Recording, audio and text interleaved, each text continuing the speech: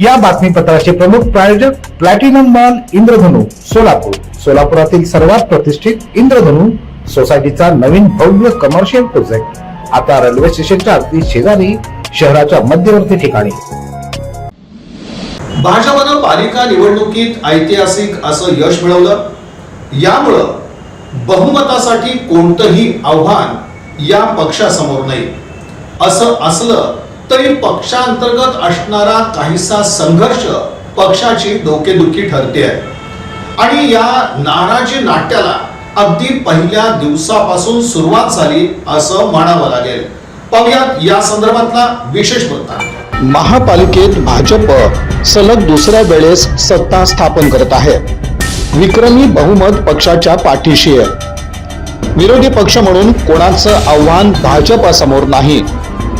प्रश्न असलाच तर तो भाजपातील मंडळींचाच दिसून येतो। यापूर्वी भाजपनं कार्यकाल पूर्ण केला तो देशमुखी वादातच। आता कोठे देशमुख असं याचं स्वरूप असू शकतं असं चित्र अगदी पहिल्या दिवसापासून पालिकेत पाहायला मिळतंय। मुळात हीच शक्यता गृहीत धरून भाजपला आपल्या सदस्यांसाठी व्हीप बजावावा लागला। हा व्हीप बजावून सुद्धा 2 नगरसेवक सोमवारी पालिकेत आलेच नाहीत। यामध्ये आमदार पुत्र किरण देशमुख यांचा समावेश आहे। महापौर पदासाठी ते इच्छुक होते, त्यांची अनुपस्थिती चर्चेचा विषय होती। प्रदेशला कळवलं जाईल असं शहर अध्यक्षा रोहिणी तडवळकर म्हणाल्या। दुसरीकडे जे काही देशमुख समर्थक पालिकेत दाखल झाले त्यांची नाराजी ही मालकांची इमानदारी दाखवणारी होती। आमदार कोठे समर्थक विनायक कोंड्याल यांची महापौरपदी लागणारी वर्णी हे त्यामागचं कारण अगदी उघड म्हणता येतं।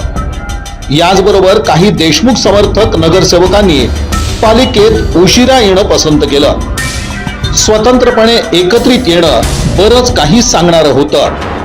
एकूणच मोठ्या थाटात भाजपनं महापौर पदासाठी उमेदवारी अर्ज दाखल केला असला तरी भाजपातील नाराजी नाट्याला अगदी पहिल्या दिवसापासून सुरुवात झाली हे काही लपून राहिलेलं नाही। आता येत्या काळात पक्षांतर्गत चाललेला असा संघर्ष कोणतं स्वरूप धारण करतो आणि मोठ्या विश्वासाने लोकांनी दिलेली संधी ही कितपत सार्थकी लागते हे पाहणं महत्त्वाचं ठरणार आहे।